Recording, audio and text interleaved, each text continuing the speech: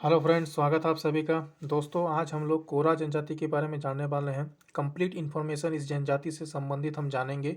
साथ ही हम एमसीक्यू प्रश्न भी डिस्कस करेंगे जो आपके एग्जाम के लिए काफ़ी महत्वपूर्ण साबित होगा। तो चलिए शुरू करते हैं। तो सबसे पहले जानेंगे कि जो कोरा शब्द था, इसका जो उत्पत्ति है किस शब्द से हुआ है। तो आपसे क्वेश्चन पूछ देगा कि जो कोरा शब्द है इसका जो उत्पत्ति है किस शब्द से हुआ है। तो आपका सही उत्तर क्या होगा? मुंडारी शब्द। ठीक है, आप यहाँ पर देख सकते हैं कोरा शब्द की व्युत्पत्ति मुंडारी शब्द से बताई जाती है, जिसका अर्थ होता है मिट्टी कोड़ना या काटना, और इनका परंपरागत जो पेशा है मिट्टी कोड़ना ही है। तो यानी जो मुंडारी शब्द का जो तात्पर्य है कोरा शब्द का, इसका मतलब होता है कोड़ना। क्या कोड़ना? तो मिट्टी कोड़ना। इसीलिए जो है इनका जो परंपरागत पेशा है, जो ट्रेडिशनल ऑक्यूपेशन है इस जनजाति का, वो आपका क्या है? मिट्टी कोड़ना है। समझ में आ गया आपको कि जो कोरा जनजाति है उसका परंपरागत जो पेशा है वो क्या है? मिट्टी कोड़ना। क्योंकि इनके अर्थ में ही जो है इसका मीनिंग जो है आपका छुपा हुआ है। अगला पॉइंट है, कोरा जनजाति को जो है जनजातीय सूची में 1931 की जनगणना में शामिल किया गया था। तो वेरी इंपॉर्टेंट फैक्ट है, आपको एग्जाम में पूछेगा कि कोरा जनजाति को जनजातीय सूची में कब ऐड किया गया था, अर्थात इसको जनगणना में कब ऐड किया गया था। तो 1931 को जो है कोरा जनजाति का सबसे पहले जनगणना किया गया था।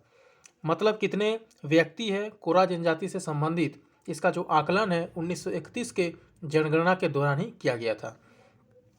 नेक्स्ट पॉइंट यह है कि ये जो जनजाति है किस प्रजातीय समूह से बिलोंग करता है। तो ये आपका प्रोटो ऑस्ट्रेलाइड प्रजातीय समूह से बिलोंग करता है। लेकिन रिजले का मानना है कि ये जो जनजाति है यानी जो कोरा जनजाति है ये आपका द्रविड़ प्रजाति समूह से वर्गीकृत करता है। तो दो तरह से एग्जाम में क्वेश्चन पूछा जा सकता है। एक सिंपली पूछेगा कि कोरा जनजाति का प्रजातीय वर्ग कौन सा है, तो आपका प्रोटो ऑस्ट्रेलाइड। अगर पूछ दे रिजले के अनुसार कोरा जनजाति किस प्रजाति समूह में आता है, तो आपका उत्तर क्या होगा? द्रविड़ प्रजाति समूह में। कोरा जनजाति में जो है कोरी जनजाति को जो है कई कई जगहों पर जो इसको दांगर भी कहा जाता है। यानी एक और नाम आपको पता चल गया कोरा जनजाति का, कि कोरा जनजाति का एक अन्य नाम भी आपको बताइए तो दांगर भी। तो कोरा ना पूछ के अगर आपसे दांगर पूछ दिया तो याद रखना कि कोरा जनजाति को ही आपका क्या कहा जाता है? दांगर कहा जाता है। ठीक है, काफ़ी इंपॉर्टेंट फैक्ट है ये सब। इस जनजाति की बोली का नाम भी कोरा है, जो मुंडारी भाषा परिवार यानी ऑस्ट्रो एशियाटिक से संबंधित है। तो इसका जो बोली का नाम है, जो भाषा का नाम है, वो भी आपका कोरा है, और ये आपका मुंडारी भाषा परिवार से बिलोंग करता है। इस जनजाति का जो संक्रेदन है यानी कहाँ पाया जाता है, तो आप देख सकते हैं हजारीबाग में पाया जाता है, धनबाद में पाया जाता है, बोकारो में, सिंहभूम में एवं संथाल परगना वाले क्षेत्र में जो है इस जनजाति का जो है जमाव आपको देखने को मिलेगा। इस जनजाति का जो परिवार है पितृसत्तात्मक है और पितृवंशीय होता है। Very important fact. रिजले के अनुसार इस जनजाति की 7 उपजातियाँ हैं। तो कितनी उपजातियाँ हैं? 7 उपजातियाँ हैं। यह जनजाति मुख्यतः ठोलो, मोलो, सिखरिया और बदमिया नामक वर्गों में जो है विभाजित है। तो ये वर्ग आप याद रख सकते हैं, उतना भी जरूरी नहीं है, एक बार आप रीड कर लीजिएगा। कोरा लोग अपने घर को ओढ़ा कहते हैं और गोत्र को गुष्टी कहते हैं। तो वेरी इंपॉर्टेंट फैक्ट। तो कोरा जो लोग होते हैं अपने घर को ओढ़ा कहते हैं और गोत्र को क्या कहते हैं? गुष्टी कहते हैं ये लोग। और सबसे महत्वपूर्ण फैक्ट ये है कि इनके जो युवा गृह है उनको क्या कहा जाता है? तो युवा गृह को कहा जाता है गीति ओड़ा। इस जनजाति में बधुमूल्य को पोन कहा जाता है। ये भी क्वेश्चन आता है कि बधुमूल्य को क्या कहा जाता है? तो पोन। युवा गृह को क्या कहा जाता है? गीति ओड़ा। इस जनजाति में समगोत्रीय विवाह निषिद्ध माना जाता है, मतलब एक ही गोत्र में जो है विवाह जो है इनमें नहीं होता है। इस जनजाति में गोदना की प्रथा पाई जाती है। ठीक है, और ये गोदना को स्वर्ग या नरक में अपने संबंधियों को पहचानने हेतु आवश्यक चिन्ह मानते हैं। गोदना मतलब गोत दिया जाता है इस तरह शरीर में। ठीक है, एक तरह का निशान लगा दिया जाता है, इसी को कहा जाता है गोदना की प्रथा। इस निशान का फायदा ये होता है कि इनका मान्यता है कि स्वर्ग में या नरक में जो है अपने संबंधियों को पहचान हेतु जो है ये चिन्ह जो है काफ़ी काम आता है। इनके गांव के प्रधान को क्या कहा जाता है? महतो कहा जाता है। और जो गोत्र इनमें है उनमें सबसे ऊपर है, ऊंचा जो गोत्र हुआ आपका कच्छ है, और सबसे जो नीचा गोत्र है वो आपका बुटकोई है। आपसे पूछेगा जो कच्छ गोत्र है ये किस जनजाति में देखने को मिलता है, तो आपका उत्तर होगा कोरा जनजाति में। और कोरा जनजाति में जो सब सर्वश्रेष्ठ गोत्र है यानी सबसे ऊपर जो गोत्र आता है वो आपका कच्छ आता है। ऊपर इन द सेंस कि ये जो है कोरा जनजाति में ही जो है सबसे ऊपर आता है, यानी इनका जो स्थिति है बाकी गोत्रों से जो है थोड़ा बेहतर है। इस जनजाति के प्रमुख त्यौहार 1.25 लाख की पूजा है, नवाखानी है, भगवती राय है, काली माई पूजा है, बागेश्वरी पूजा है और सोहराय आदि पूजा जो है इन जनजातियों के द्वारा जो है मनाया जाता है।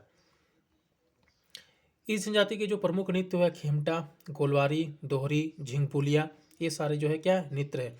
तो एक इंपॉर्टेंट फैक्ट आपको पता चल गया ना, झिंगफुलिया। अगर आपसे क्वेश्चन में पूछ दे कि झिंगफुलिया क्या है, नृत्य दे देगा, नाटक दे देगा, गीत दे देगा, तो आपका उत्तर क्या होगा कि आपका क्या है नृत्य है। तो किस जनजाति का नृत्य है आपका, कोरा जनजाति का। तो इसी टाइप के अतरंगी क्वेश्चन आपसे एग्जाम में पूछेंगे और आपको पता ही नहीं लगेगा, तो डिटेल से पढ़िएगा, नोट्स बनाइएगा, तो ही आपको पता लगेगा कि जो झिंगफुलिया है ये आपका क्या एक नृत्य है जो कि आपका कोरा जनजाति के द्वारा किया जाता है। खेमटा भी नृत्य है, गोलबारी भी क्या है नृत्य है। और उसमें पूछेगा कि कौन किताब से पूछ दिया, किसी किताब में तो नहीं लिखा हुआ है, तो यहाँ तो लिखा हुआ है ना आपका, ठीक है। इस जनजाति का परंपरागत पेशा क्या है, मिट्टी कोड़ना है, जैसे अभी आपने देखा था, जिसके कारण इनका नाम कोड़ा पड़ा। इनके जो पुजारी को क्या कहा जाता है, बेगा कहा जाता है। इनके पुजारी को क्या कहा जाता है, बेगा कहा जाता है। अब एमसीक्यू क्वेश्चन डिस्कस करेंगे। पहला एमसीक्यू है, कोरा जनजाति के संबंध में कौन सा कथन असत्य है। प्रजातीय दृष्टि से कोरा को प्रोटोस्टाइल समूह में रखा जाता है, सही है। रिजले ने कोरा को द्रविडियन जनजाति में रखा है, यह भी सही है। कोरा को जनजातीय सूची में 1872 में शामिल किया गया था, ये गलत है। अभी हमने देखा कितना में, 1921 में शामिल किया गया था। जैसे फर्स्ट पॉइंट जो हमने 1931 में जो है इसको शामिल किया गया था जनजाति के सूची में, तो देख सकते हैं। तो यानी जो आपका सी ऑप्शन है ये आपका क्या गलत है, 1931 में इसको शामिल किया गया था, न कि 1872 में। इनकी बोली को कोरा मुंडारी परिवार, कोरा है और मुंडारी परिवार में है, ये भी सही है। तो इसका असत्य कथन हो गया आपका सी। निम्न में से किस विद्वान ने कोरा के 7 उपसमूह ढोलो जो है इसका चर्चा किया है, पौंडखेरा, झटिया, सिखरिया, गुड़ी का जिक्र किया है। तो हमने अभी देखा कि रिजले ने किया है, किसने किया है, तो रिजले ने किया है। कोरा जनजाति के लोग अपने घर को क्या कहते हैं, कोड़ा, ओड़ा, गुंटी या खपात, ये अपने घर को क्या कहते हैं, ओड़ा कहते हैं, ठीक है। और अपने वंश को या जो गोत्र को क्या कहते हैं, ये अपने गोत्र को क्या कहते हैं, गुष्टी, किली, यांडा या कुडू, गोत्र को कहते हैं गुष्टी। नेक्स्ट है, कोरा जनजाति में बधुमूल्य को क्या कहा जाता है, गोन, टका, पोन या इनमें से कोई नहीं। तो जो बधुमूल्य है कोरा जनजाति में, इसको कहा जाता है आपका पोन। तो सारे जो फैक्ट मैंने अभी आपको बताया, ये सारे फैक्ट को जानने के बाद आप इस प्रश्न को आसानी से, इस सारे प्रश्न को जो है कर सकते हैं। कोरा जनजाति का पुजारी क्या कहलाता है, मुंडा, प्रधान, डाकुआ या बेगा, इसका भी जिक्र हमने किया कि कोरा जनजाति के जो पुजारी है इसको बेगा कहा जाता है।